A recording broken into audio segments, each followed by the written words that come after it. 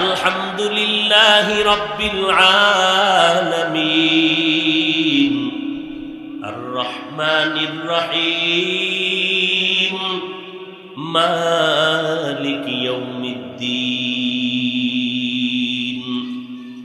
ইয়্যাকা না'বুদু ওয়া ইয়্যাকা নাস্তাঈন ইহদিনাস সিরাতাল মুস্তাকিম সিরাতাল লাযীনা আন'আমতা আলাইহিম গায়রিল মাগযুবি আলাইহিম ওয়ালাদ-দাল্লিন।